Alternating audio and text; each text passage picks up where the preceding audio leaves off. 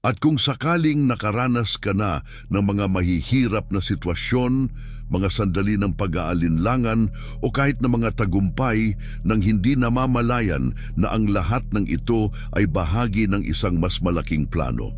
Ano ang gagawin mo kung matuklasan mo na mayroong isang malumanay na tinig, halos isang bulong, na sumusubok na gabayan ka araw-araw, ngunit baka hindi mo pa natutunan na pakinggan?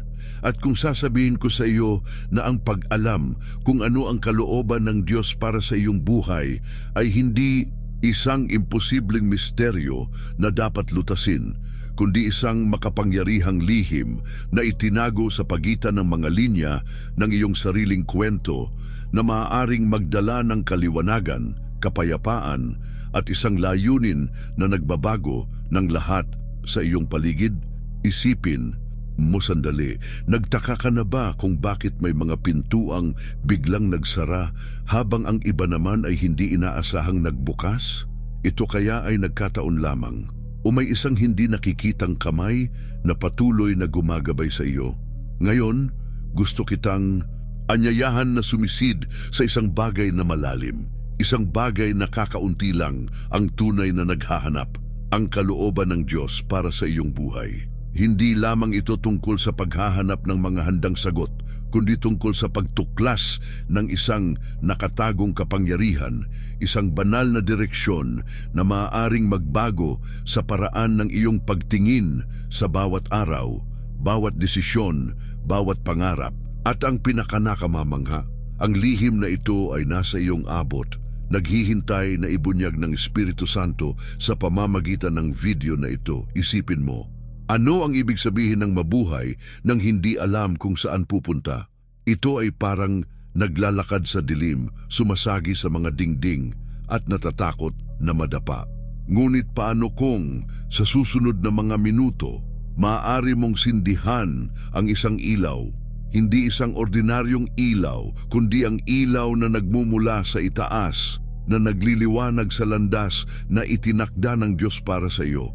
Sa pag-aaral na ito, magkakasama tayong magbubukas ng mga kasulatan at maghahanap ng mga pahiwatig, pangako at katotohanan na makakatulong sa iyo na marinig ng malinaw at praktikal ang tinig ng Diyos.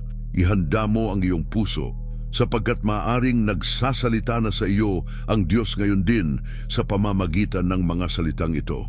Bago tayo magsimula, nais kong hilingin sa iyo ang isang espesyal na bagay. Magkomento ka rito sa ibaba ng isang maikling parirala tulad ng nais kong marinig ang iyong tinig, Panginoon. Ito ay hindi lamang isang simpleng hakbang. Ito ay isang hakbang ng pananampalataya, isang paraan upang sabihin sa Diyos na handa kang hanapin ang kanyang kalooban. At kung maaari, i-like mo ang video na ito ngayon din. Alam mo ba kung bakit? Kapag nag-like ka, dinadala ng YouTube ang mensaheng ito sa mas maraming tao na, tulad mo, ay nangangailangang marinig ang salita ng Diyos. Ikaw ay magiging isang instrumento upang ikalat ang liwanag na ito. Binabati kita sa iyong hakbang. Ikaw ay bahagi na ng isang mas malaking bagay. Tingnan mo kung paano ito nauugnay sa paksa. Sa pamamagitan ng pag-like at pag-subscribe sa channel, sinasabi mo ang oo sa pakikinig sa kalooban ng Diyos, hindi lamang ngayon, kundi araw-araw. Ito ay isang espiritual na pangako sa iyong paglago, sa iyong paglalakbay. Maraming mga kapatid ang gumagamit ng mga video na ito bilang suporta, lalo na ang mga walang malapit na simbahan. Kaya ang iyong aktibong pakikilahok dito ay napakahalaga at tumutulong ka sa pagbuo ng isang komunidad ng pananampalataya. Bago tayo magsimula sa pag-aaral, bakit hindi mo ilagay sa mga komento ang kapayapaan kay Kristo? Ito ay isang tanda na ikaw ay pumapasok sa sandaling ito na may bukas na puso. At narito ang isang tip, ang penultimate na bahagi ng video na ito ay maaaring naglalaman ng susi upang magbukas ng isang pagpapala sa iyong buhay. Manatili ka sa akin hanggang sa dulo, sapagkat ang nais ipakita sa iyo ng Diyos ngayon ay maaaring eksakto ang iyong hinihintay. Ngayon, huminga ka ng malalim, patagin ang iyong kaluluwa at magkasama nating tuklasin kung paano malalaman ang kalooban ng Diyos para sa iyong buhay. Magsisimula na ang pag-aaral.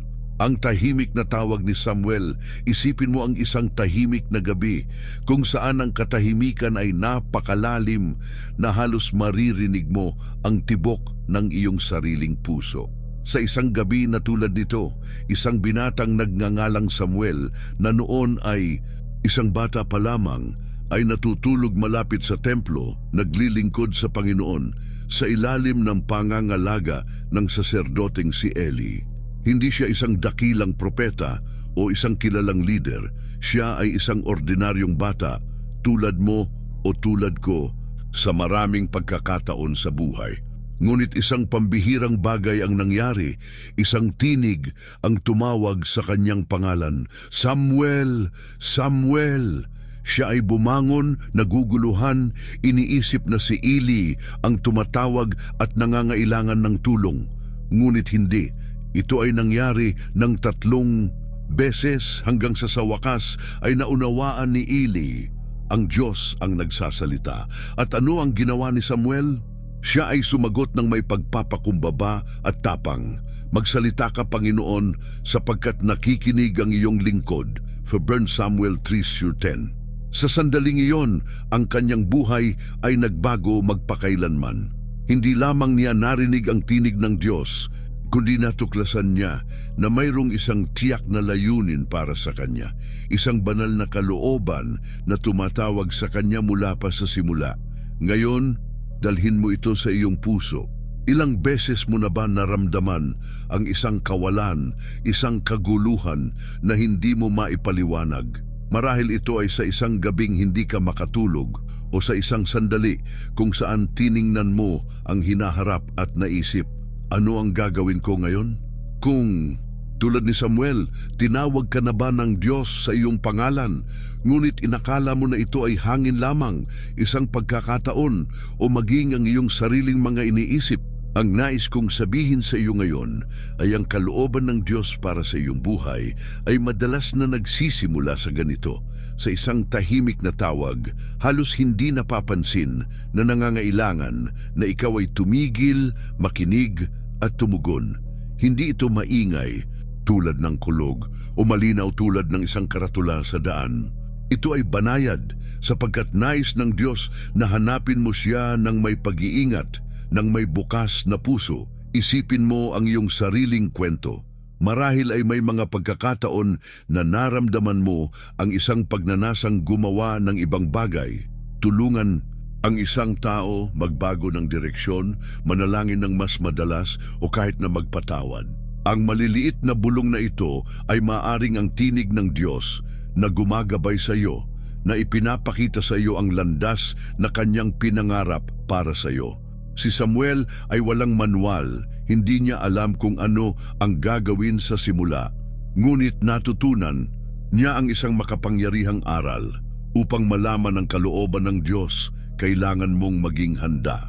Hindi niya tinanong po bakit ako o ano ang mangyayari. Sa halip sinabi niya, magsalita ka, Panginoon. At paano kung ganun din ang iyong gawin ngayon? Kung sa halip na maghanap ng mga handang sagot, sabihin mo sa Diyos, narito ako, magsalita mukha sa akin. Hindi ito tungkol sa pagkakaroon ng lahat ng katiyakan, kundi tungkol sa pagtitiwala na ang tumatawag sa iyo ay eksaktong nakakaalam kung saan kanya nais dalhin. Tingnan mo sandali ang buhay ni Samuel.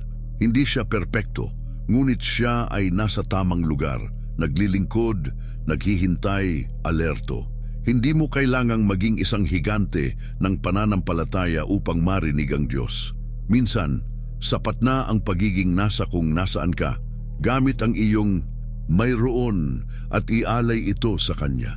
Marahil ikaw ay nasa isang yugto ng kawalan ng katiyakan, hindi alam kung tatanggapin mo ba ang trabahong iyon, ipagpapatuloy ang relasyong iyon, o kukuha ng isang matapang na hakbang na patuloy na ipinapahiwatig ng iyong puso. Ang kalooban ng Diyos ay hindi isang detalyadong mapa na bumagsak mula sa langit. Ito ay unti-unting ibinubunyag tulad ng isang pag-uusap sa pagitan ng isang mapagmahal na ama at kanyang minamahal na anak. At ang unang hakbang ng pag-uusap na iyon ay ang makinig ng may pananampalataya, pasensya at pag-asa. Alam kong hindi ito palaging madali. Tayo ay nabubuhay sa isang mundo na puno ng ingay. Ang mga notifikasyon ng cellphone, ang mga alalahanin sa araw-araw, ang mga tinig na nagsasabi kung ano ang dapat mong gawin. Ngunit ang tinig ng Diyos ay hindi nakikipagkompetensya sa mga ito.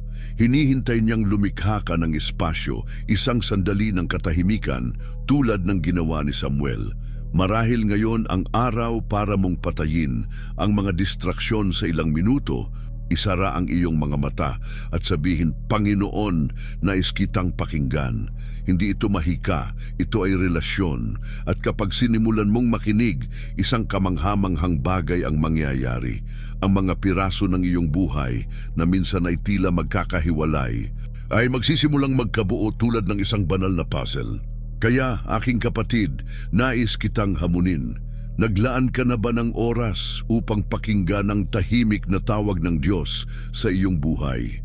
Maaaring tinatawag ka niya ngayon habang pinapanood mo ang video na ito, habang ang mga salitang ito ay humihipo sa iyong puso. At narito ang isang pangako, hindi siya tumatawag ng walang layunin.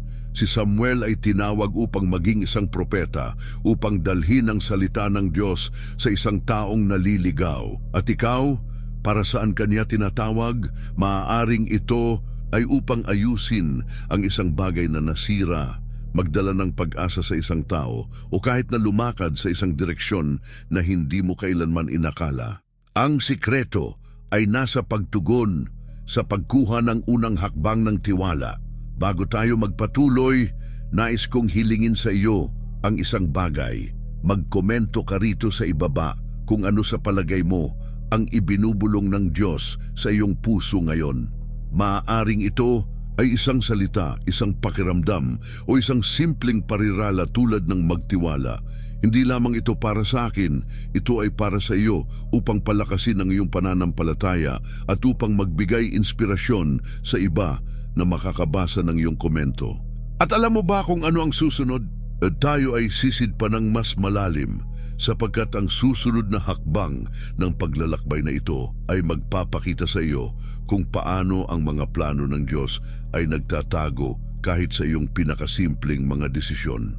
Naramdaman mo na ba na maaaring nagsasalita ang Diyos sa pamamagitan ng isang bagay na iyong pinagpasyahan nang hindi mo namamalayan? Manatili ka sa akin, sapagkat ang pagbubunyag na ito ay magpapainit sa iyong kaluluwa at magpapabago sa iyong pananaw sa buhay. Ang pagpili ni David sa lambak ng Ela, isipin mo sandali na ikaw ay nakaharap sa isang higante. Hindi isang higanting bato o mula sa mga sinaunang kwento, kundi isang bagay na bumabagabag sa iyo araw-araw. Isang mahirap na desisyon, isang takot na nagpapahinto sa iyo, o isang sitwasyon na tila mas malaki kaysa sa iyong makakaya. Ganoon mismo ang naranasan ng isang batang pastol na nagngangalang David sa lambak ng Ela na walang dala kundi isang tirador, 5 makikinis na bato at isang tapang na hindi maintindihan ng iba. Sa harap niya ay si Goliath, isang napakalaking mandirigma, nanunuya sa bayan ng Israel at hinahamon ang sinuman na lumaban sa kanya. Habang ang mga sundalo ay nanginginig at si Haring Saul ay nag-aatubili, si David ay tumungo pasulong. Sinabi niya, ang Panginoon na nagligtas sa akin mula sa mga kuko ng leon at oso ang magliligtas din sa akin mula sa kamay ng Filisteyong ito. 1 Samuel 17:37. At sa pamamagitan ng isang bato, kanyang pinatumba ang higante.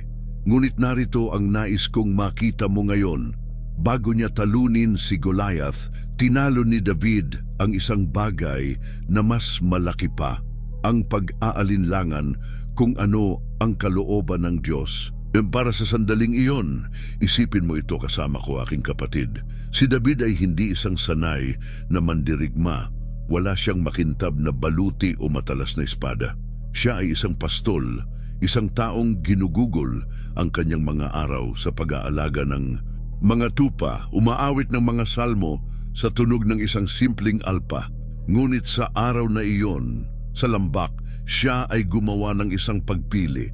Magtiwala na ang Diyos na gumabay sa kanya sa mga bundok ay gagabay din sa kanya sa labanan. Hindi siya naghintay ng isang tinig mula sa langit o isang malaking tanda.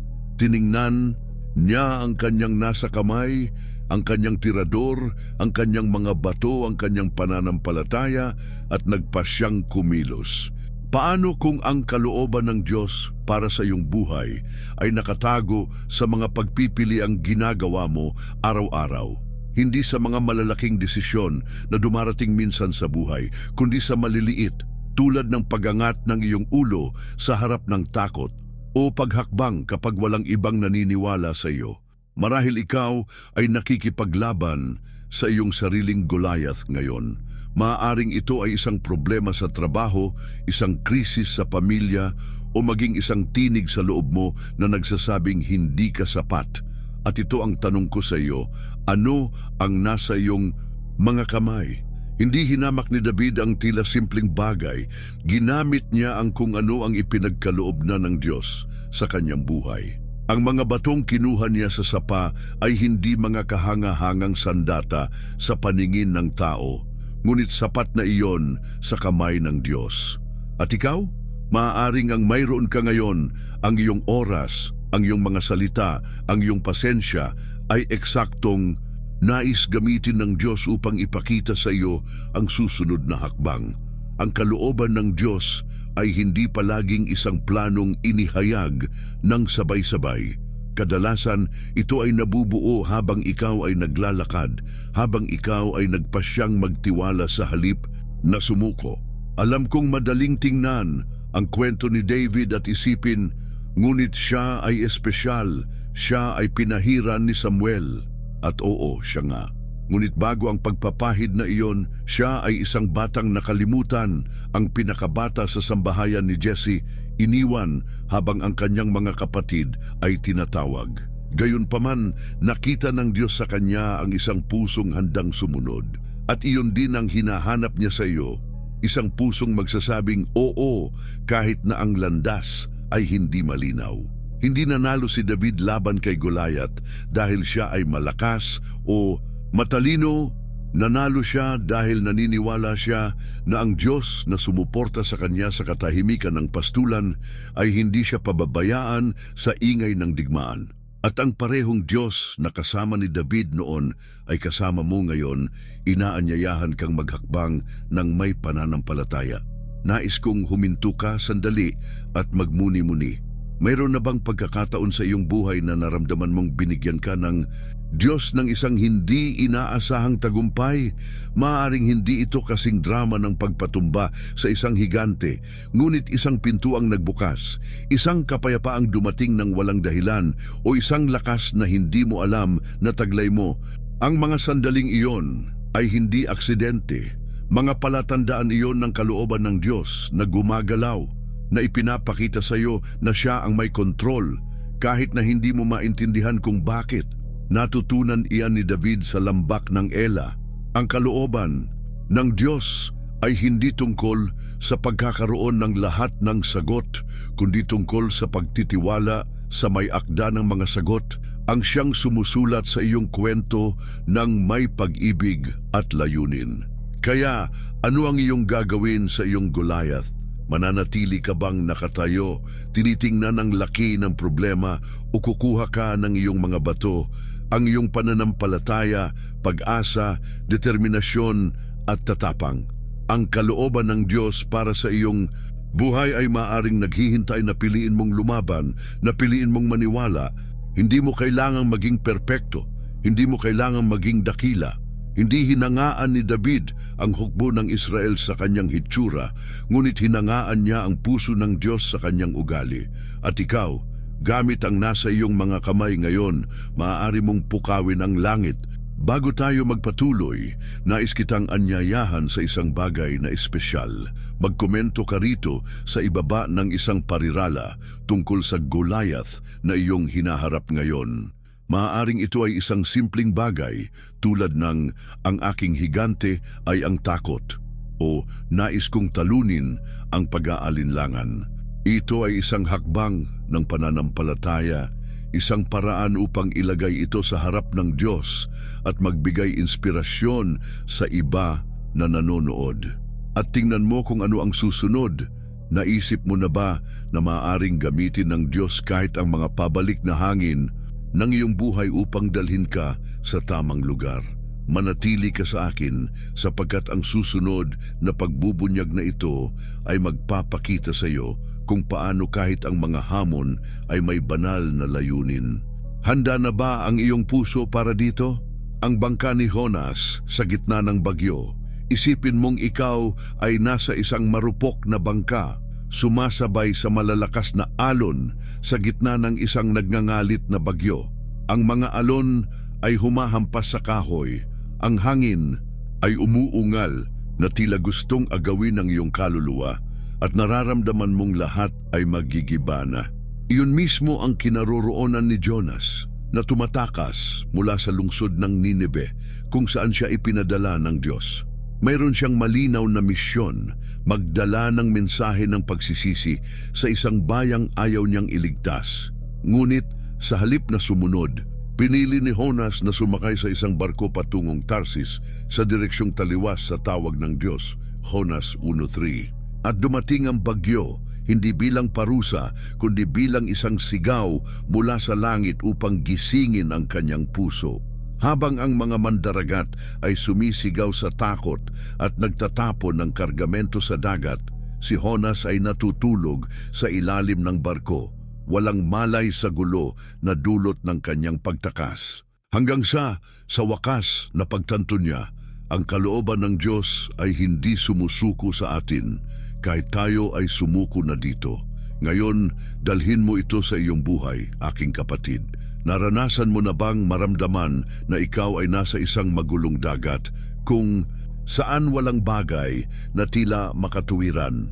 Marahil ikaw ay gumawa ng isang desisyon na nagtulak sa iyo palayo sa iyong nararamdaman na tama, isang trabaho na hindi nagpapasaya sa iyo, isang ugali na naglayo sa iyo mula sa isang tao, o maging isang matigas na katahimikan nang hinihiling sa iyo ng Diyos na magsalita. Itinuturo sa atin ni Jonas ang isang makapangyarihang aral. Ang kalooban ng Diyos ay hindi lamang isang destinasyon, kundi isang hangin na humihihip. Minsan ay mahina, minsan ay malakas, upang ibalik tayo sa tamang landas. Ang bagyong iyon ay ang kwento ni Jonas. Ito ay ang simula ng isang pagtubos. At ang mga pabalik na hangin sa iyong buhay, sila kaya ay nagtutulak sa iyo palayo o hinihila ka palapit sa itinakda ng Diyos. Isipin mo kung ano ang nangyari pagkatapos. Nang malaman ng mga mandaragat na ang bagyo ay dahil kay Jonas, hindi siya nag-atubili. Ihagis ninyo ako sa dagat, sabi niya, Jonas 1:12. Hindi ito pagkasira ng loob, kundi isang pagkilala na ang pagtakas ay hindi na opsyon at dumating ang isda, hindi bilang parusa kundi bilang kaligtasan. Inihanda ng Diyos ang malaking hayop na iyon upang lunukin si Jonas, protektahan siya at pagkatapos ng 3 araw, ibalik siya sa tuyong lupa na may pangalawang pagkakataon. Nagdudulot ito sa akin ng pag-iisip. Ilang beses na ginamit ng Diyos ang isang bagay na tila problema upang iligtas ka mula sa iyong sarili. Marahil ang hirap na iyong hinarap, ang hindi na masakit o ang landas na naputol ay ang paraan ng Diyos upang ibalik ka sa tamang direksyon. Alam kong hindi palaging madaling makita ito sa gitna ng kaguluhan.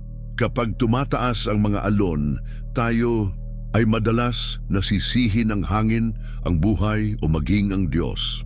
Ngunit paano kung ang bawat bagyo ay isang tanong na tinatanong sa iyo ng Panginoon? Saan ka pupunta? Bakit ka tumatakas?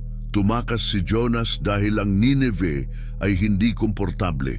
Ito ay isang lungsod na puno ng mga taong ayaw niya, isang lugar na nangangailangan sa kanya ng higit sa kanyang naibigay. At ikaw, nakatakas ka na ba mula sa isang bagay na hiniling sa iyo ng Diyos dahil ito ay tila masyadong malaki, masyadong mapanganib, o dahil lang ayaw mong lumabas sa iyong komportabling lugar? Ang kalooban ng Diyos ay hindi palaging isang tahimik na dagat. Minsan, ito ay may kasamang malalaking alon, ngunit palaging may layunin na lampas sa iyong nakikita. Nais kong isipin mo si Jonas sa loob ng isdang iyon, sa dilim na may amoy ng dagat at tunog ng tubig sa kanyang paligid. Doon siya ay nanalangin, "Sa aking paghihirap, ako'y dumalangin sa Panginoon at siya'y sumagot sa akin." Jonas 2:2. Hindi ito sa barko o sa Tarsis, kundi sa ilalim ng dagat na muling narinig ni Jonas ang tinig ng Diyos. Marahil ikaw ay nasa isang lugar na tulad nito ngayon, isang ilalim ng balon na tila wakas, ngunit maaaring simula ng pakikinig sa nais sabihin sa iyo ng Diyos. Ang kalooban niya ay hindi nawawala sa mga bagyo. Ito ay sumisikat sa gitna nito, tulad ng isang parola na gumagabay sa nawalang barko pabalik sa daungan. Lumabas si Jonas sa isdang iyon na ibang tao. Siya ay pumunta sa Nineveh, tinupad ang tawag at nakakita ng himala. At maaari ka ring lumabas sa iyong mga bagyo na naiiba, mas malakas, mas nakahanay sa puso ng Diyos. Kaya aking kaibigan, ito ang tanong ko sa iyo. Ano ang iyong dinadala sa iyong bangka ngayon? Takot, pag-aalinlangan, katigasan ng ulo? Marahil oras na upang itapon ito sa dagat, hayaan ng Diyos na patigilin ang mga alon at ipakita sa iyo ang daan. Ang kwento ni Jonas ay hindi tungkol sa isang perpektong tao. Ito ay tungkol sa isang perpektong Diyos na hindi sumusuko sa kanyang mga anak. Hindi siya sumuko kay Jonas at hindi siya susuko sa iyo. Ang kalooban ng Diyos para sa iyong buhay ay maaaring tinatawag ka ngayon, kahit sa gitna ng gulo, na humihiling sa iyo na tumigil sa pagsagwan laban sa hangin at magtiwala sa kanyang direksyon. Bago tayo magpatuloy, nais kitang anyayahan sa isang bagay na espesyal. Magkomento ka rito sa ibaba kung ano sa palagay mo ang nagtutulak sa iyo na tumakas ngayon. Maaaring ito ay isang salita tulad ng kayabangan o isang parirala tulad ng "natatakot akong magkamali." Ito ay isang paraan upang ilabas ito, upang hilingin sa Diyos na patigilin ang iyong bagyo at magbigay lakas sa iba na dumaranas ng parehong bagay. At tingnan mo kung ano ang susunod. Naisip mo na ba na ang kalooban ng Diyos ay maaaring nakasulat sa mga bagay na gusto mong gawin? Manatili ka sa akin dahil ang susunod na bahaging ito ay magpapasorpresa at magpapainit sa iyong puso sa isang paraang hindi mo inaasahan. Ang mga talento ni Bezalel sa pagtatayo ng tabernakulo. Isipin mo ang isang simpleng tao, nagtatrabaho gamit ang kanyang mga kamay, napapaligiran ng mga magagaspang na kasangkapan at hilaw na materyales, kahoy, ginto, lino, mamahaling bato.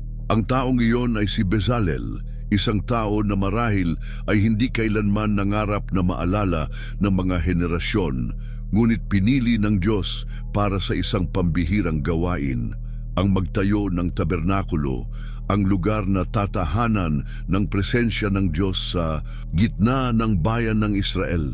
Sinabi ng Panginoon kay Moises, "Ako'y naglagay sa kanya ng Espiritu ng Diyos."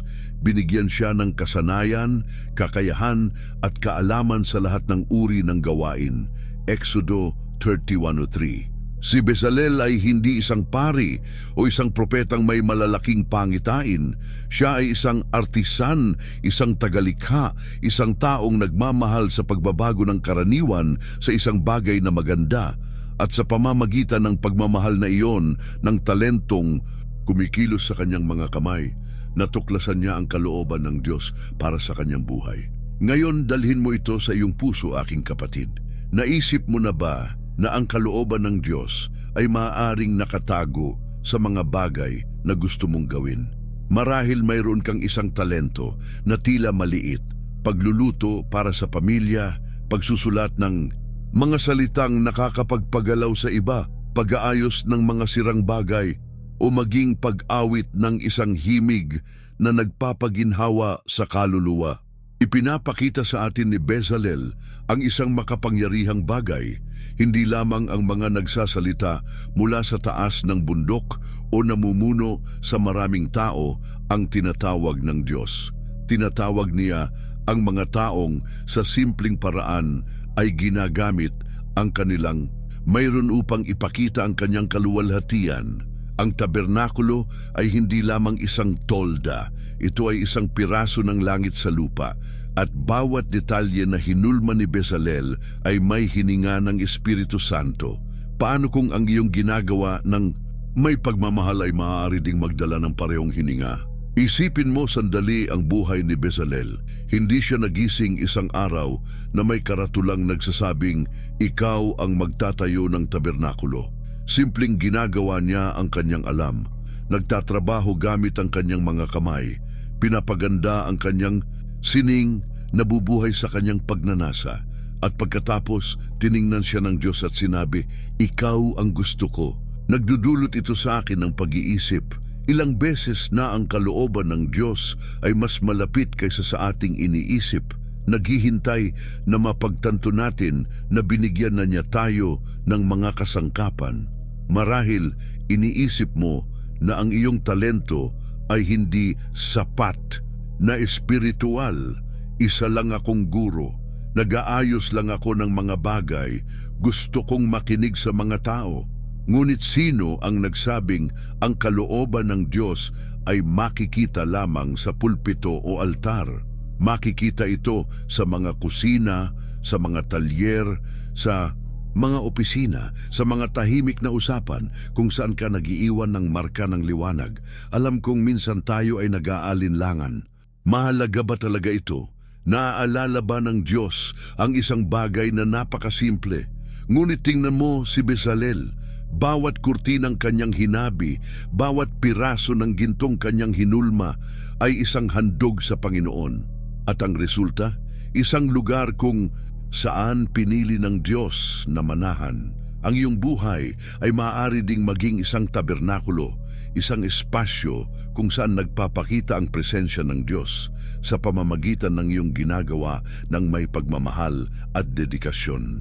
Marahil ikaw ay gumagawa ng isang bagay ngayon, isang nagkakaisang pamilya, isang proyektong tumutulong sa iba, isang pagkakaibigang nagbibigay konsuelo, at hindi mo namamalayan na ito ay bahagi ng kanyang plano. Ang kalooban ng Diyos ay hindi palaging tungkol sa iyong gagawin bukas. Madalas, ito ay tungkol sa iyong ginagawa ngayon. Nang hindi mo napapansin, nais kong sabihin sa iyo ang isang bagay na maaring hindi mo pa naiisip. Habang nagtatrabaho si Bezalel, hindi siya nag-iisa. Kasama niya ang Espiritu ng Diyos na gumagabay sa bawat linya, bawat hiwa, bawat desisyon. At ang parehong Espiritu ay kasama mo, bumubulong. Gamitin mo ito, anak ko, gamitin mo ang ibinigay ko sa iyo. Marahil nararamdaman mong hindi ka sapat o na ang iyong talento ay hindi kasing laki ng sa iba. Ngunit hindi sumusukat ang Diyos tulad ng pagsukat ng mundo. Nakita niya kay Bezalel ang isang pusong handang lumikha at nakita niya sa tabernakulo ang isang refleksyon ng kanyang kagandahan. Ano ang nakikita niya sa iyo? Anong kagandahan ang nais niyang ilabas sa pamamagitan ng iyong mga kamay, ng iyong tinig, ng iyong natatanging paraan ng pagiging ikaw? Kaya, aking kaibigan, ito ang tanong ko sa iyo. Ano ang iyong gustong gawin na nagpapadama sa iyo ng ibang kapayapaan, ng kagalakan na hindi mo maipaliwanag? Maaring doon, sa lugar na iyon, ipinapakita sa iyo ng Diyos ang isang maliit na bahagi ng kanyang kalooban para sa iyong buhay. Hindi kailangan ni Bezalel ng isang titulo o ng isang madla na sumisigaw ng kanyang pangalan. Kailangan lamang niya ng isang tahimik na oo sa tawag ng Diyos. At ikaw, Handa ka na bang magsabi ng oo sa nasa iyong mga kamay na? Huwag mong hamakin ang tila maliit sapagkat sa mga kamay ng manlilikha, ang maliit ay nagiging walang hanggan. Bago tayo magpatuloy, nais kitang anyayahan sa isang bagay na espesyal. Magkomento ka rito sa ibaba ng isang talento o isang bagay na gusto mong gawin kahit na tila simple. Maaring ito ay gusto kong magluto o gusto kong alagaan ng iba. Ito ay isang paraan upang kilalanin ang ibinigay sa iyo ng Diyos at magbigay inspirasyon sa mga nanonood na makita ang kanilang sariling mga talento. At tingnan mo kung ano ang susunod. Naisip mo na ba na ang kalooban ng Diyos ay maaaring mamukadkad kahit sa mga disyerto ng iyong buhay? Manatili ka sa akin dahil ang susunod na bahaging ito ay magpapakita sa iyo kung paano ang mga pinakatuyong lugar ay maaaring magtago ng pinakamalaking mga himala. Mapupuno ng pag-asa ang iyong puso dito. Ang disyerto ni Moises at ang nagliliyab na puno. Isipin mo ang isang malawak na disyerto kung saan ang araw ay sumusunog sa balat at ang hangin ay nagtutulak ng buhangin sa mga mata na nag-aalis ng anumang tanda ng buhay. Ito ay isang lugar ng nakakabigat na katahimikan, kung saan ang mga araw ay tila walang katapusan at ang mga gabi ay nagdadala ng lamig na tumatagos sa buto. Sa ganitong tagpuan, si Moises, isang lalaking minsan ay prinsipe sa Ehipto, ngayon ay nagpapastol ng mga tupa bilang isang takas na nakalimutan. Siya ay 80 taong gulang, may buong buhay ng mga nasirang pangarap sa kanyang likuran, isang pagpatay na nagtulak sa kanya na tumakas, isang kabataan ng mga pribilehiyo na pinalitan ng kalungkutan. Ngunit isang araw, may nangyari. Nakita niya ang isang puno na nagliliyab, ngunit hindi nasusunog. Nagtaka, lumapit siya at isang tinig ang nagsalita. Moises, Moises, hubarin mo ang iyong panyapak sapagkat ang lugar na iyong kinatatayuan ay banal na lupa. Exodo 3:14-15. Sa tuyong disyertong iyon, nagpaalab ang Diyos ng isang apoy na nagbago ng lahat at ipinakita kay Moises na ang kanyang kalooban ay maaaring mamukadkad sa mga pinakadi-inaasahang lugar. Ngayon, dalhin mo ito sa iyong sarili, aking kapatid. Mayroon na bang panahon sa iyong buhay na tila isang disyerto, isang yugto kung saan ang lahat ay natuyo? Ang mga plano ay hindi natupad, ang mga pinto ay nagsara at naramdaman mong tahimik ang Diyos. Marahil ikaw ay naroroon ngayon, tumitingin sa paligid at nag-iisip, ano ang natitira para sa akin dito? Ngunit ang kwento ni Moises ay bumubulong ng isang katotohanan sa iyong puso. Ang disyerto ay hindi ang wakas. Ito ay ang lugar kung saan inihahanda ng Diyos ang simula. Ang punong iyon ay hindi espesyal sa sarili nito. Ito ay isang karaniwang puno tulad ng marami. Ang nagpaalab dito ay ang presensya ng Diyos. Paano kung ang iyong disyerto, ang tuyong lugar na iyong dinadala, ay ang entablado na pinili ng Diyos upang makipagkita sa iyo? Isipin mo kung ano ang ginagawa ni Moises bago ang sandaling iyon. Hindi siya nananalangin sa tuktok ng bundok o namumuno sa maraming tao.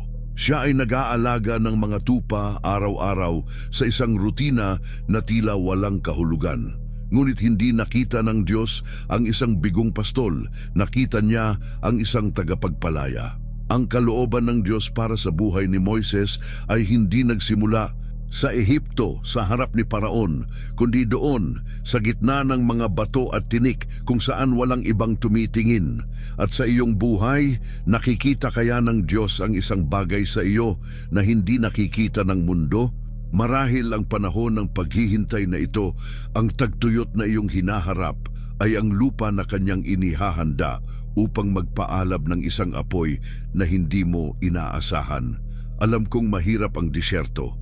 Kinukuha nito ang hininga, ninanakawan ng pag-asa at nagpapatanong sa atin, Diyos, nasaan ka? Ngunit tingnan mo si Moises. Nang marinig niya ang tinig sa puno, hindi lamang sinabi ng Diyos, "Nakikita kita."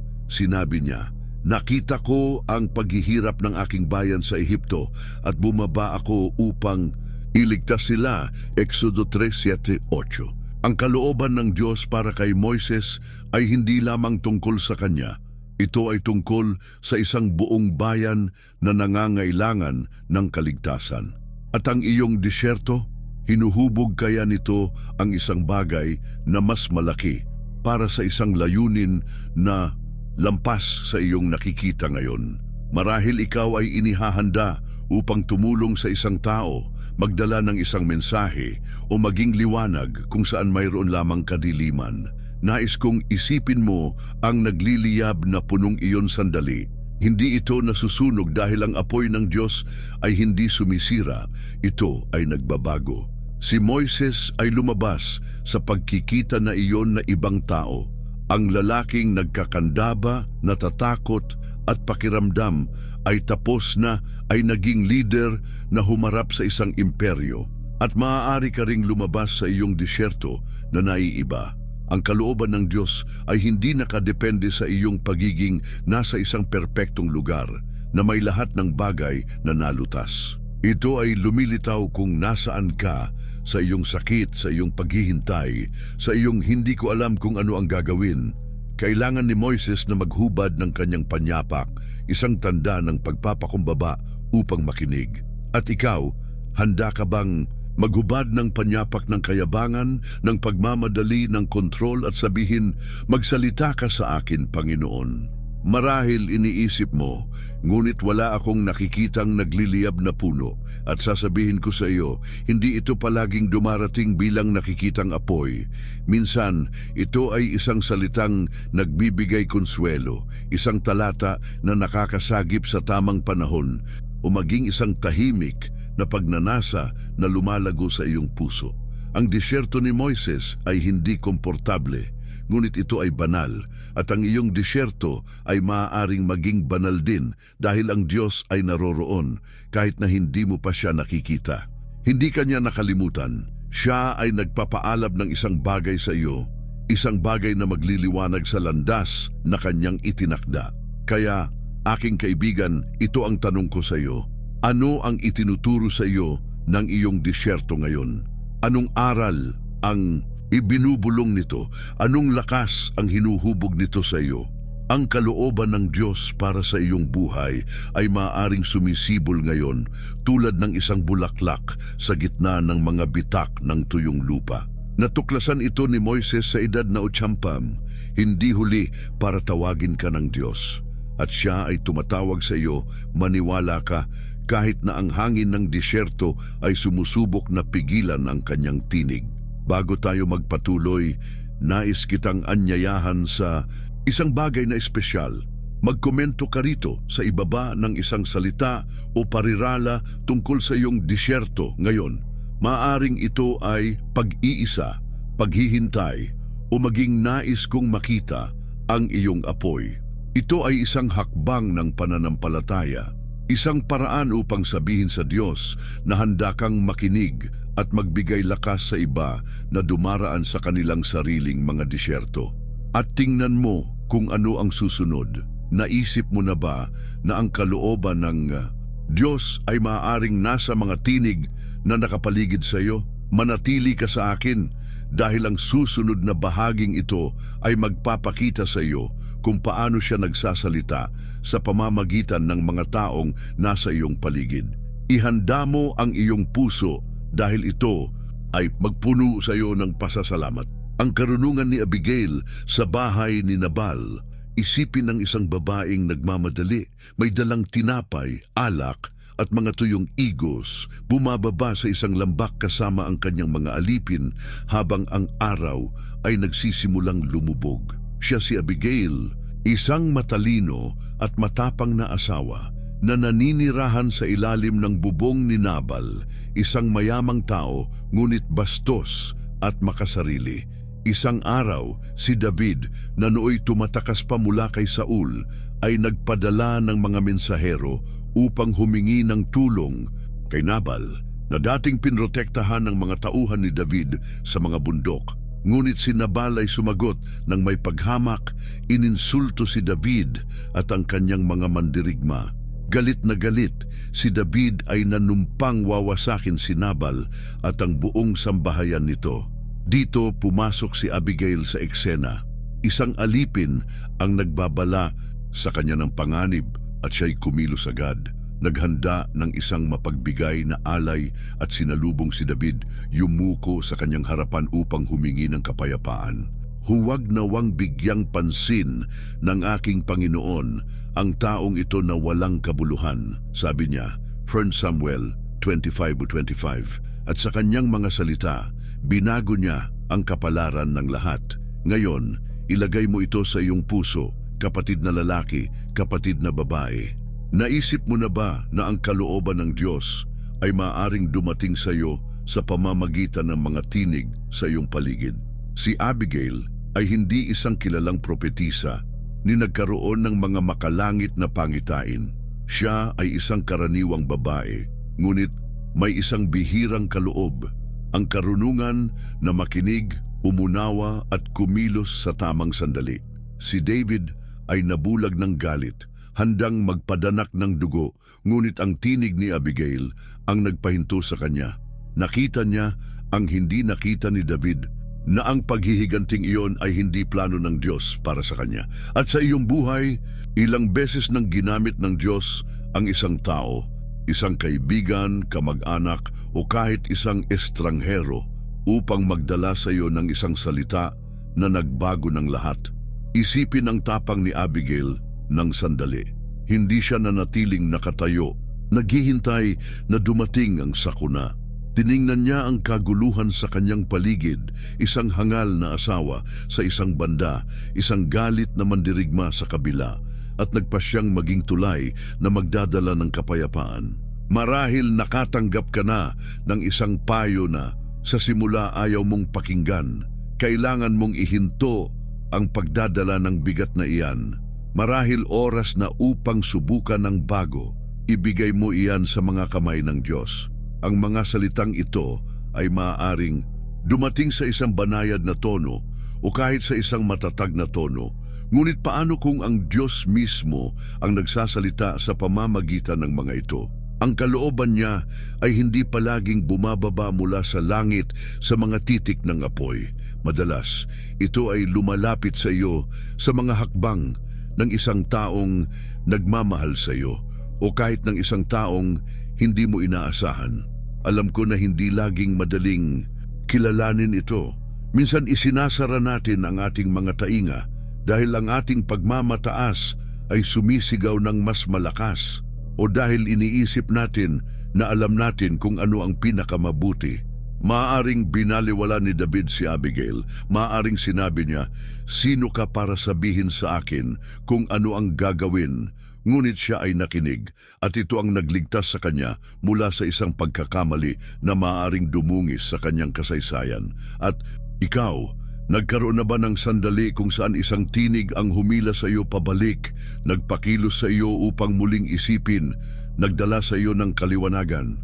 Marahil ito ay isang ina na tinatawag kang manalangin, isang kasamahan na hinihikayat kang magpatawad o kahit isang bata na nagpapaalala sa iyo kung ano talaga ang mahalaga. Ang mga tinig na ito ay hindi aksidente.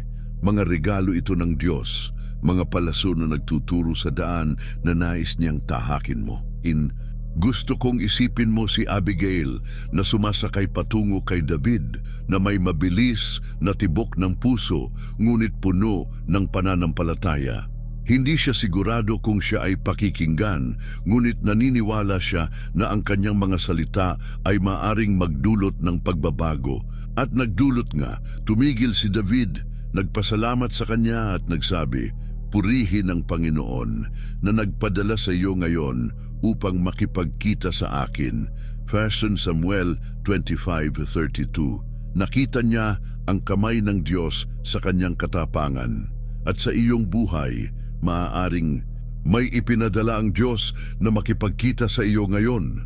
Isang tao na sa pamamagitan ng isang simpleng pangungusap ay makakatulong sa iyo na makita ang iyong mga pagkukulang. Ang kalooban ng Diyos ay hindi isang lihim na nakakandado.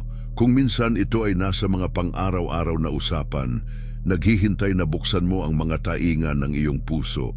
Marahil ay iniisip mo, paano kung wala akong ganoong tao sa paligid ko?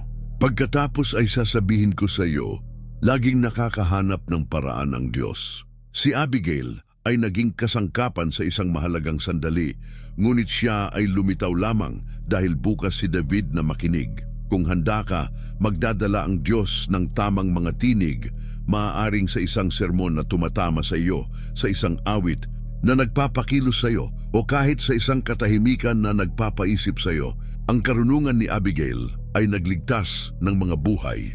At ang karunungan na inilalagay ng Diyos sa iyong paligid ay maaaring magligtas ng iyong mga pangarap, iyong mga pagpili, iyong kinabukasan. Siya ay nagsasalita sa pamamagitan ng mga taong malapit sa iyo dahil gusto niyang maging malapit sa iyo. Kaya kaibigan ko, itatanong ko sa iyo, sino na ang naging Abigail sa iyong buhay kamakailan? Sino ang nagsabi sa iyo ng isang bagay na nakakilos sa iyo, na nagpatigil sa iyo at nagpaisip? Ang kalooban ng Diyos ay maaaring kumakatok sa iyong pinto sa pamamagitan ng mga taong ito na humihiling sa iyo na bigyang pansin. Binago ni Abigail ang isang trahedya sa isang pagpapala sa kanyang kilos, at maaari mo ring baguhin ang iyong mga araw sa pamamagitan ng pakikinig sa mga tinig na ipinadala ng Diyos. Huwag mong hamakin ang tila maliit. Isang salitang sinabi sa tamang panahon ay maaaring maging bugso ng espiritu na gumagabay sa iyo sa susunod na hakbang. Bago tayo magpatuloy, nais kong anyayahan ka sa isang espesyal na bagay. Magkomento sa ibaba ng pangalan o isang pahiwatig tungkol sa isang taong nagdala sa iyo ng isang mahalagang salita. Maaring ang aking lola o isang kaibigan kahapon.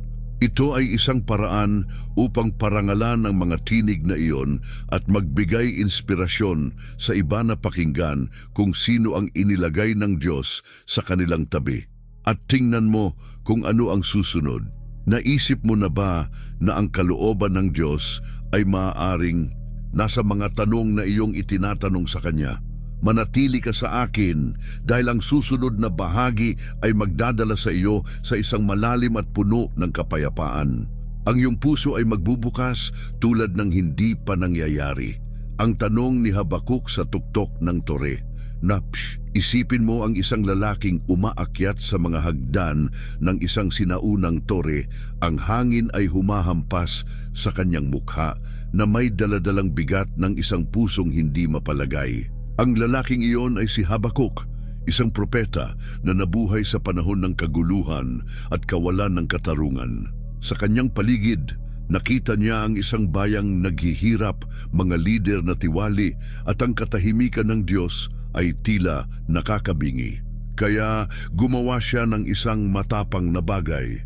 Sa halip na manahimik o sumuko, umakyat siya sa pinakamataas na lugar na kanyang natagpuan, tumingin sa langit at nagtanong, "Hanggang kailan, Panginoon, ako'y hihingi ng tulong ngunit hindi mo ako pinakikinggan?" Habakuk 1-2. Hindi niya itinago ang kanyang paghihirap. Hindi siya nagkunwari na maayos ang lahat. Inihagis niya ang kanyang tanong sa kandungan ng Diyos, na tila nagsasabing, "Kailangan kong maintindihan." At ang sumunod ay isang banal na tugon na hindi lamang nagbigay ng kapanatagan sa kanyang kaluluwa, kundi nagbunyag ng isang mas malaking plano. Isulat mo ang pangitain, ilagay mo ito sa mga tapyas upang madaling mabasa kahit nang nagmamadali. Habakuk 2:2. Sa sandaling iyon, natuklasan ni Habakuk na ang kalooban ng Diyos ay madalas na ipinapanganak mula sa mga tanong na ating itinatanong ng may tapang. Ngayon, dalhin mo ito sa iyong puso, aking kapatid. Naranasan mo na bang magtanong sa Diyos? Marahil ito ay sa isang bulong sa gabi, "Bakit nangyayari ito sa akin?" O sa isang desperadong panalangin, "Ano ang nais mong gawin ko?" Ipinapakita Sa atin ni Habakuk ang isang mahalagang katotohanan. Ang kalooban ng Diyos ay hindi tumatakot sa iyong mga tanong. Ito ay matatagpuan sa mga ito. Hindi siya umakyat sa tore upang akusahan ang Diyos, kundi upang maghanap. Paano kung ang iyong mga pagdududa, ang iyong mga pag-aalinlangan, ay ang lupa kung saan nais ng Diyos na magtanim ng isang sagot? Marahil iniisip mo na ang pagtatanong ay kawalan ng pananampalataya, ngunit sasabihin ko sa iyo, ang pagtatanong ay pagbubukas ng pinto upang makinig. Isipin mo ang tapang ni Habakuk sandali. Hindi siya nanatili sa ibaba, nagbubulong-bulong kasama ng iba o nalulunod sa kawalan ng pag-asa. Umakyat sa isang lugar kung saan siya ay makakapag-isa sa Diyos, kung saan ang ingay ng mundo ay hindi siya maaabot, at doon ibinuhos niya ang kanyang puso. Marahil nagawa mo na ito kahit hindi mo namamalayan, sa isang sandali kung saan tumingin ka sa langit at inilabas ang nakakulong sa iyong kaluluwa. Panginoon, ano ang kahulugan ng lahat ng ito? Tama ba ang aking landas? Ang mga tanong na ito ay hindi kahinaan. Sila ay mga tulay na nagdadala sa iyo palapit sa kanyang puso. At ang pinakanakamamangha, sumagot ang Diyos kay Habakuk. Hindi niya siya sinaway.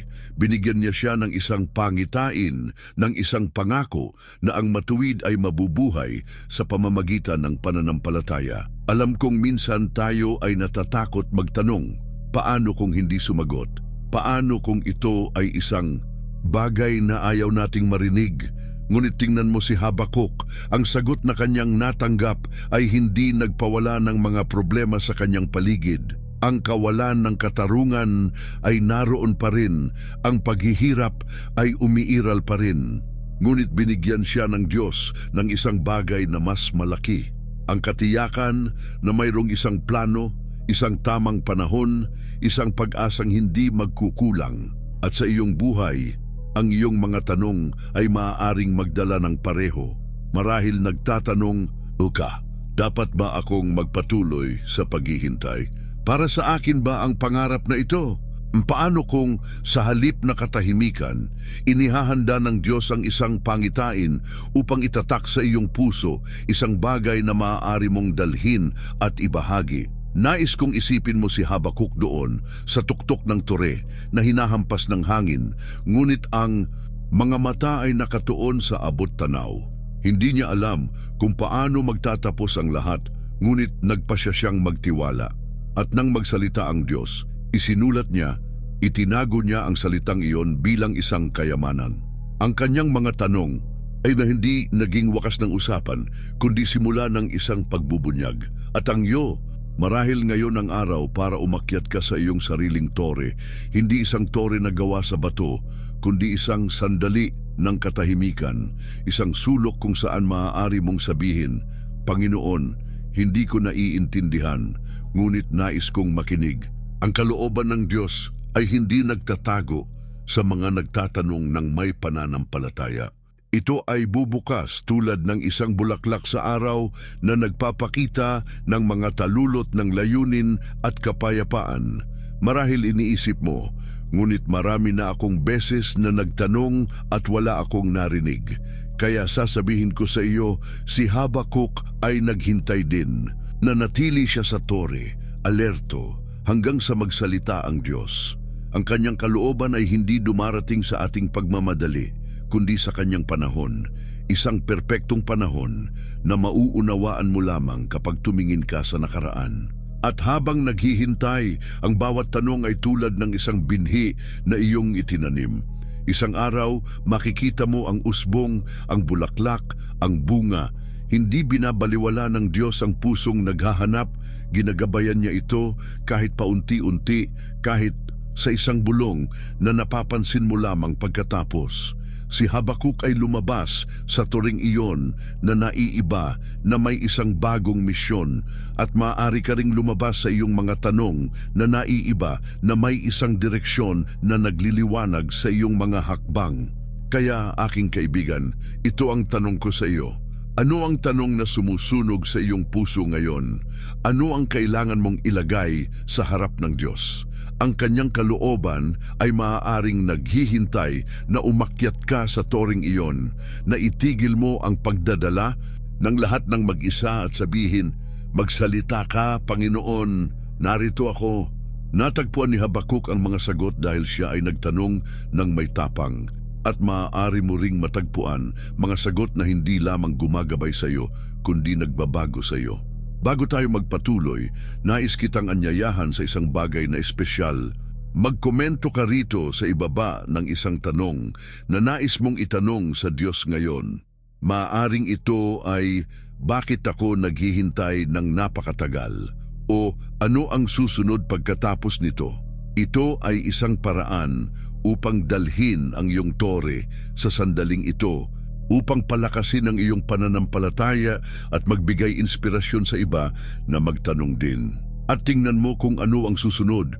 Naisip mo na ba na ang kalooban ng Diyos ay maaring nasa pahinga na hindi mo pa natatanggap?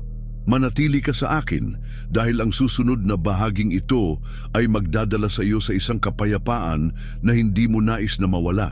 Handa na ba ang iyong puso para dito? Ang pahinga ni Elias sa ilalim ng puno. Isipin mo ang isang taong pagod, tumatakbo sa isang tigang na disyerto na may mabigat na puso at pagod na mga paa. Ito ay si Elias, ang propeta na kakalaban lang sa mga pari ni Baal sa bundok ng Carmelo, sa isang labanang nagdala ng apoy mula sa langit at tagumpay sa pangalan ng Diyos. Ngunit ngayon, siya ay tumatakas kay Jezebel, isang reyna na nanumpang papatayin siya. Na pagkatapos ng ilang araw na paglalakad sa ilalim ng nakapapasong araw, siya ay nahulog sa ilalim ng isang puno ng juniper, talunan at nagdasal. "Sapat na, Panginoon, kunin mo na ang aking buhay, sapagkat hindi naman ako higit kaysa sa aking mga magulang." 199 Surnpot. Siya ay nasa sukdulan, iniisip na ang kanyang gawain, ang kanyang pakikibaka, ang kanyang buhay ay walang kabuluhan. Ngunit hindi sumagot ang Diyos sa pamamagitan ng kulog o mga utos. Nagpadala siya ng isang anghel na hinipo si Elias at nagsabi, "Bumangon ka at kumain." At doon, sa tabi niya, mayroong mainit na tinapay at sariwang tubig. Nagpahinga si Elias, kumain at nakahanap ng lakas upang magpatuloy. Sa katahimikang iyon, natuklasan niya na ang kalooban ng Diyos ay kung minsan ay dumarating sa pahinga na ating ayaw tanggapin. Ngayon, dalhin mo ito sa iyong puso, aking kapatid. Naranasan mo na bang makaramdam ng ganito, tumatakbo ng walang tigil na may pasa ng bigat ng mundo? Marahil sinusubukan mong patunayan ang isang bagay para sa iyong sarili, para sa iba, o kahit para sa Diyos. Si Elias ay isang taong may pananampalataya, ngunit siya rin ay tao, tulad mo at tulad ko. Inisip niya na ang kalooban ng Diyos ay yung tungkol lamang sa laban, sa aksyon, sa mga nakikitang tagumpay. Ngunit sa ilalim ng punong iyon, natutunan niya ang isang bagay na iba. Hindi lamang ang iyong pagsisikap ang nais ng Diyos. Nais din niya ang iyong pahinga. Paano kung ang kanyang kalooban para sa iyong buhay ay tinatawag ka ngayon na huminto, huminga at magtiwala na siya ang bahala sa lahat? Isipin mo ang tagpong iyon sandali. Hindi nahulog si Elias sa ilalim ng punong iyon nang nagkataon. Dinala siya ng Diyos doon. Ang anghel ay hindi lumitaw na may espada o isang malaking plano. Nagdala siya ng pagkain at isang paanyaya na matulog. Isang magandang larawan ito ng isang Diyos na nakakakita ng lampas sa ating lakas, na nakakaalam ng ating mga kahinaan at nagsasabing, "Alam kong pagod ka." Marahil ikaw ay nasa isang sandaling tulad nito, tumatakbo sa mga sagot, nakikipaglaban sa mga higante sa loob mo, o simpleng sinusubukang hawakan ang lahat ng mag-isa. Paano kung ang Diyos ay bumubulong? "Magpahinga ka, anak ko, narito ako." Ang kanyang kalooban ay hindi isang pasan na nagpapabigat sa iyo. Ito ay isang magaan na pamatok, isang lugar ng kapayapaan na nagbibigay lakas. Alam kong ang paghinto ay hindi palaging natural. Nabubuhay tayo sa isang mundo na nagsasabing, tumakbo ka, gumawa ka pa, huwag kang sumuko. Maaaring naisip ito ni Elias, paano ako makakapagpahinga kung si Jezebel ay nasa likuran ko? Ngunit alam ng Diyos ang kanyang kailangan ng higit sa kanyang sarili. Pagkatapos kumain at matulog, bumalik ang anghel at nagsabi, bumangon ka at kumain sapagkat malayo ang iyong lalakbayin, Bertson Harin Mansion Septe. At pagkatapos ay naglakad si Elias ng karita araw patungo sa bundok ng Horeb kung saan narinig niya ang mahinahong tinig ng Diyos. Tingnan mo ito, ang pahinga ay hindi ang wakas ng paglalakbay, kundi ang naghanda sa kanya para dito. At sa iyong buhay, ang pagod mo kaya ay isang senyas na nais ka ng Diyos na pakainin, palakasin bago ka dalhin sa susunod na hakbang? Nais kong isipin mo si Elias na nakahiga doon, na may amoy ng mainit na tinapay at anino ng puno sa kanya. Hindi niya kailangang lumaban sa sandaling iyon, kailangan niyang tumanggap. At ikaw, ano ang kailangan mong tanggapin ngayon? Marahil, ito ay isang mas magaan na araw, isang sandali ng katahimikan, o maging ang pahintulot na sabihing, Panginoon, hindi ko na kaya, tulungan mo ako. Ang kalooban ng Diyos ay hindi lamang tungkol sa iyong ginagawa para sa Kanya, kundi tungkol sa Kanyang ginagawa para sa iyo. Nakahanap si Elias ng lakas sa pahinga dahil nagtiwala siya na hindi siya pababayaan ng Diyos. At ang parehong Diyos na nagpadala ng anghel kay Elias ay nagpapadala ng ginhawa sa iyo marahil sa isang magandang tulog, sa isang hindi inaasahang yakap, o sa isang pahinga na hindi mo pa pinapayagan ang iyong sarili. Marahil iniisip mo, ngunit ang magpahinga ay pag-aaksaya ng oras. At sasabihin ko sa iyo, para sa Diyos, walang nasasayang kapag ikaw ay nasa kanyang mga kamay. Hindi nagpakailanman si Elias sa ilalim ng puno, siya ay bumangon na muling nagbagong lakas, handang makinig sa tinig na dumarating sa isang mahinahong bulong. Ang pahinga ay ang tulay na nagdala sa kanya pabalik sa layunin, at ang iyong pahinga ay maaaring maging tulay na magdadala sa iyo sa kaliwanagan, sa direksyon na iyong hinahanap. Ang kalooban ng Diyos ay hindi nagtutulak sa iyo sa pagkapagod. Hinihila ka nito patungo sa masaganang buhay, ang ipinangako ni Jesus. Natuklasan ito ni Elias sa isang sandali ng kahinaan at maaari mo rin itong matuklasan sa isang sandali ng pagsuko. Kaya, aking kaibigan, ito ang tanong ko sa iyo. Kailan ang huling pagkakataon na ikaw ay tunay na nagpahinga? Hindi lamang ang nakatawan, kundi ang kaluluwa.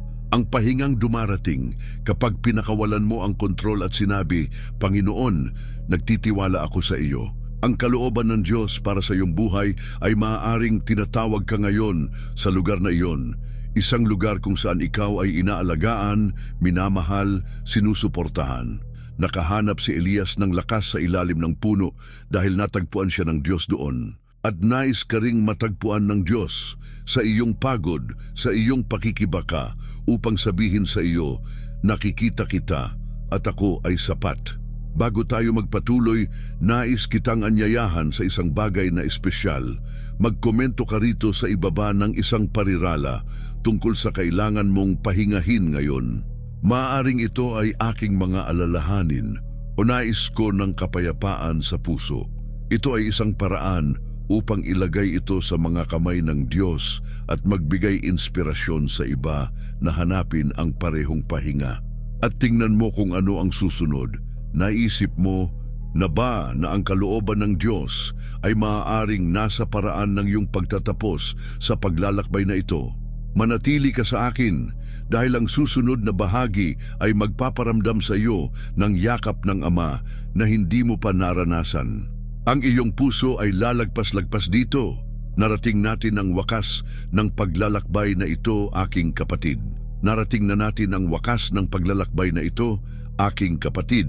At nais kong batiin ka mula sa aking puso dahil narito ka pa rin kasama ko hanggang ngayon.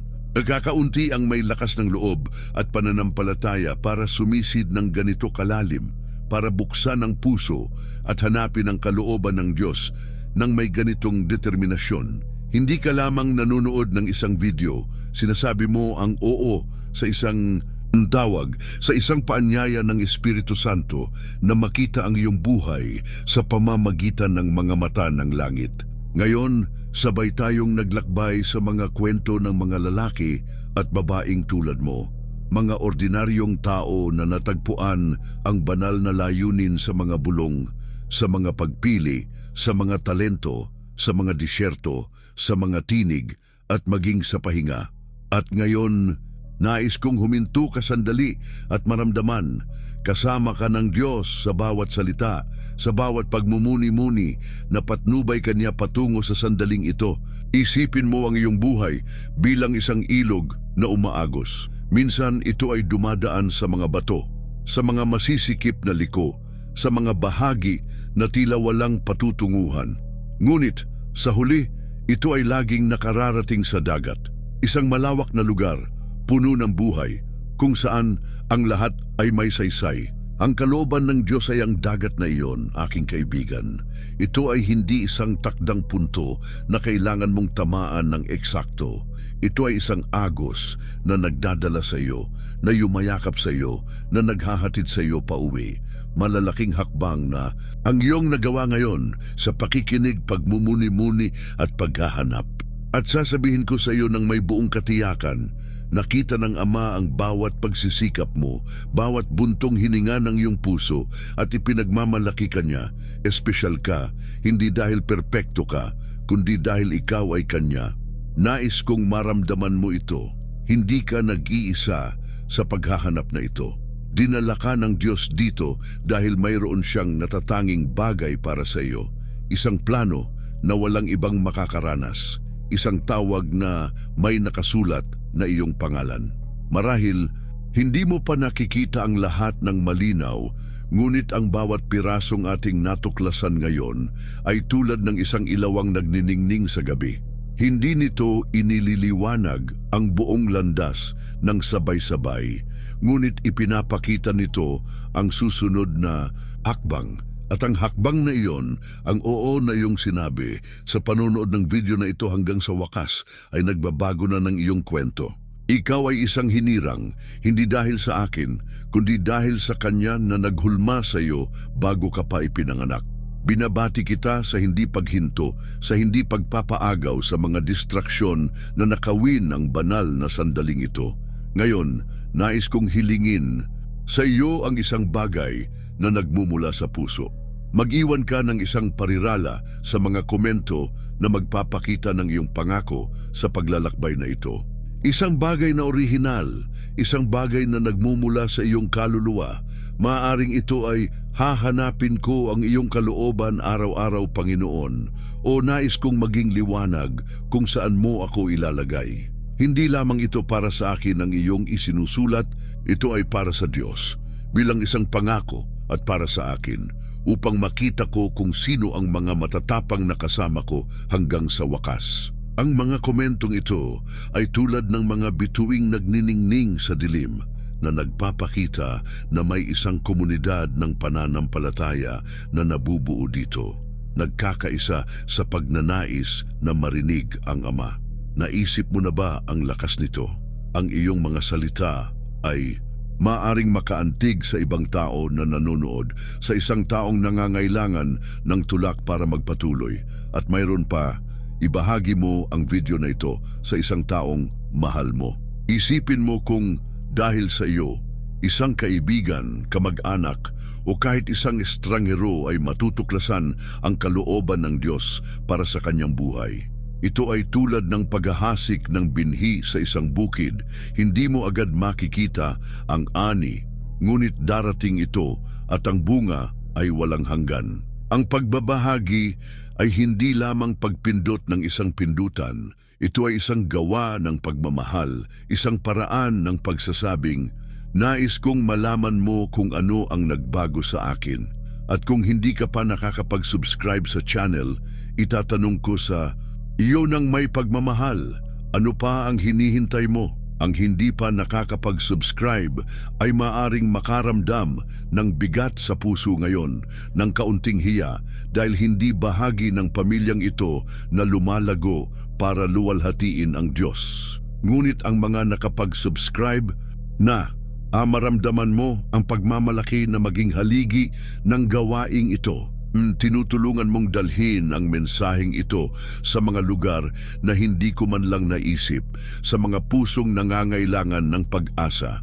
Ang pag-subscribe ay higit pa sa isang kilos. Ito ay isang pangako sa iyong sariling pananampalataya, sa apoy na nais panatilihing buhay ng Diyos sa iyo.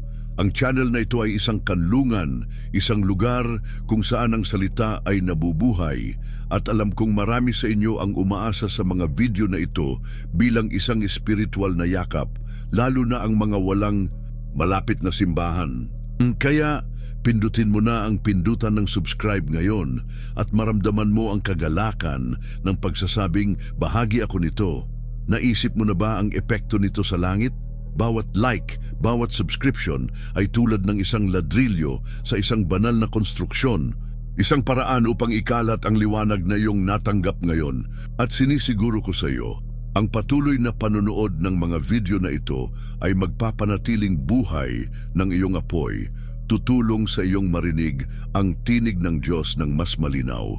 Bago ko tapusin, nais kong anyayahan ka sa isang huling paanyaya. Kapag natapos na ang video na ito, huwag kang magmadaling lumipat sa ibang bagay. Manatili ka ng ilang minuto sa katahimikan, pakikinggan ang tugtugin na patutugtugin. Ipikit mo ang iyong mga mata, huminga ng malalim, at hayaan ang iyong puso na purihin ng Diyos para sa araw na ito, para sa iyong natutunan, sa iyong naramdaman, para sa kung sino ka sa Kanya. Huwag mong i-pause ang video, huwag mong putulin ang koneksyong ito.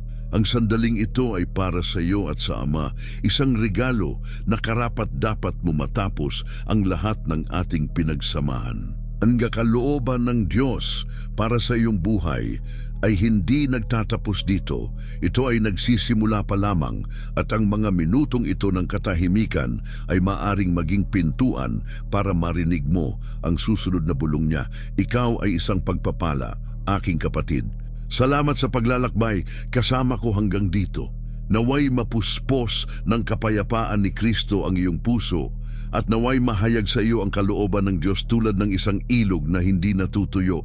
Magkita-kita tayo sa susunod na video na may mas maraming pangako, mas maraming pag-asa, mas maraming Diyos. Ngayon magpahinga ka sa Kanya at hayaan mong yakapin ka ng Espiritu Santo habang tumutugtog ang musika. Karapat-dapat ka dito.